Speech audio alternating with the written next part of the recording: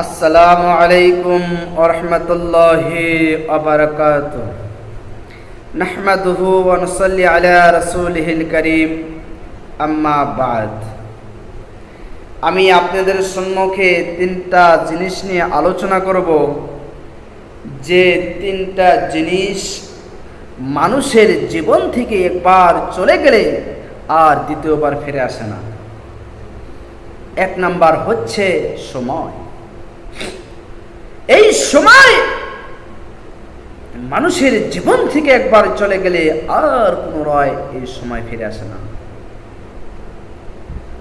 দুই নাম্বার হচ্ছে বাবা মা, আর তিন নাম্বার হচ্ছে যৌবন সময়, যৌবন কাল। এক নম্বরে যে সময়ের কথা বলা হয়েছে, এই সময় মানুষের জীবন থেকে একবার চলে গেলে আর পুনরায় এই সময়টা চলে আসে না, ঘুরে আসে না। আজকে দেখে আমাদের বাবা, আমাদের দাদা একদিন আমাদের মতো এরকম ছিল, কিন্তু তারা তো এখন এই সময় তো আর ফিরে পাবে না। তাই বন্ধুগণ, সময় একবার চলে গেলে আর দ্বিতীয়বার এই সময় ফিরে আসবে না। দুই নম্বর হচ্ছে বাবা মা। এই বাবা মা একবার চলে গেলে আর দ্বিতীয়বার আসে না। পৃথিবীর জমি ঘুরে ঘুরে যদি তন্ন তন্ন করে যদি ভ্রমণ করে, কিন্তু ওই জনম দুঃখিনী মার মতন চেহারা, ওই জনম দুঃখিনী বাবার মতন মুখ পৃথিবীর জমিনে আর কোথাও পাওয়া যাবে না। যাদের ঘরে এই মা বাবা আছে, আল্লাহর একটা নিয়ামত আছে, কদর করুন। বাবা মা যাদের ঘরে আছে, বাবা মার ইবাদত খেদমত করুন। এই বাবা মা যদি না থাকে, আপনি বুঝতে পারবেন যাদের বাবা মা নাই তারাই শুধু জানে যে পৃথিবীটা কেমন কেমন লাগে তাদের। আর যাদের বাবা মা আছে তারা তো বাবা মা থাকা পর্যন্ত আমরা এই যে বুঝতে পারবো না বাবা মা কি জিনিস, কিন্তু জীবন থেকে যখন চলে যাবে তখন আমরা বুঝতে পারবো যে বাবা মা কি একটা জিনিস ছিল।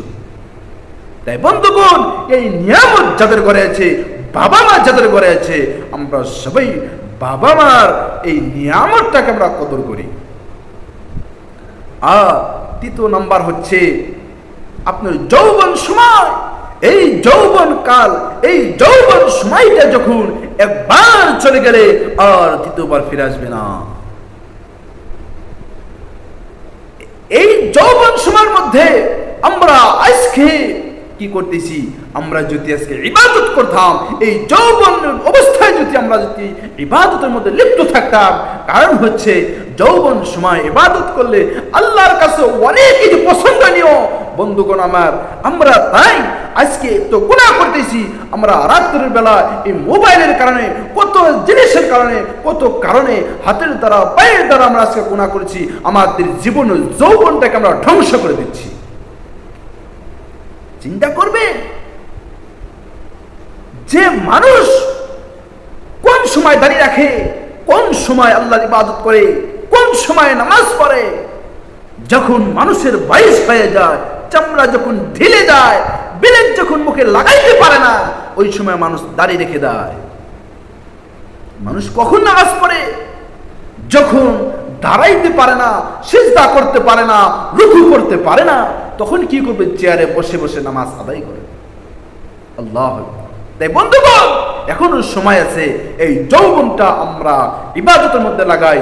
আর এই যৌবনটা আমরা বেহুদা বেকার ধ্বংস করে দেয়। আমাদের যদি আমরা ধ্বংস করে দেই, কিয়ামতের দিন এটার বিচার, এটার হিসাব আমাদের কিয়ামতের দিন অবশ্যই দিতে হবে। আমরা আজকে এই সময়টাকে, আমরা এই যৌবনের সময়টাকে আমরা আজকে ধ্বংস করে দিচ্ছি মোবাইলের কারণে। আমরা গুনার মধ্যে লিপ্ত হয়ে গিয়েছি। তাই বন্ধুগণ, আমরা এখন যদি আমরা যা গুনাহ করেছি, হাতের দ্বারা পায়ের দ্বারা যত গুনাহ করেছি, আমরা তওবা করে নিয়ে আমরা যদি সকলেই আমরা যদি এই যৌবন সময়টাকে যদি আমরা কাজে লাগাই, আর আমরা বেহুদা ধ্বংস করব না সময়টাকে, আমরা